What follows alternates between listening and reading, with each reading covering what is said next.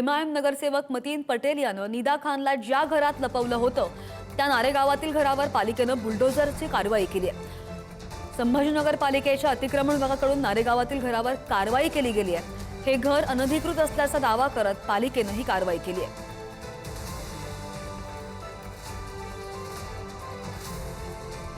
सध्या छत्रपती संभाजीनगरच्या नारेगाव भागातील कैसर कॉलनी या भागामध्ये उभा आहे आणि या भागामध्ये मतीन पटेल जे इथले नगरसेवक आहेत त्यांनी याच घरामध्ये जे निष्कासित करण्यात आले याच घरामध्ये TCS प्रकरणातील आरोपी निदा खान हिला आश्रय दिला होता। इथूनच संभाजीनगर पोलीस व नाशिक पोलिसांनी संयुक्त कारवाई करत निदाला अटक केली होती। त्यानंतर नाशिक पोलिसांच्या स्वाधीन केली होती। आता आपण पाहू शकतो की जिथे निदाला आश्रय दिला होता ते हेच घर आहे। काही वेळापूर्वी ही इमारत उभी होती, मात्र आता मनपा कर्मचाऱ्यांनी या ठिकाणी मनपाचे जे अतिक्रमण विभाग पथक आहे त्यांनी ही इमारत जी आहे तर ही आता पाडलेली आहे, तिला जमीनदोस्त केलेली आहे आणि पुढील काही तास हे काम आता सुरूच राहणार आहे। मात्र या ठिकाणी मोठा पोलिसांचा फौज फाटा परिसरामध्ये तैनात करण्यात आलेला आहे। जिथे निदाला आश्रय दिला होता तीच ही बिल्डिंग आहे आणि ती आता जमीनदोस्त करण्यात आलेली आहे। जवळपास मतीन पटेल नगरसेवक यांच्या 9 मालमत्ता ज्या आहे नारेगाव भागात त्या निष्कासित करण्यात आलेल्या आहे। आजची जी कारवाई होती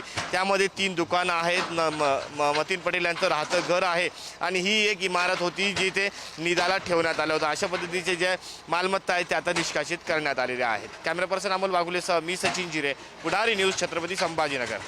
जे काही आदेश कायदेशीर आदेश प्राप्त झालेले होते त्याचा कदाचित त्यांना अर्थ उमगला नसेल, मात्र न्यायालयाने त्यांनी जे मागणी केलेली होती 15 दिवसांचा कालावधी द्यावा आणि ह्या कारवाईला स्टे द्यावा, तर ह्या दोन्ही गोष्टी माननीय न्यायालयाने फेटाळून लावलेल्या होत्या।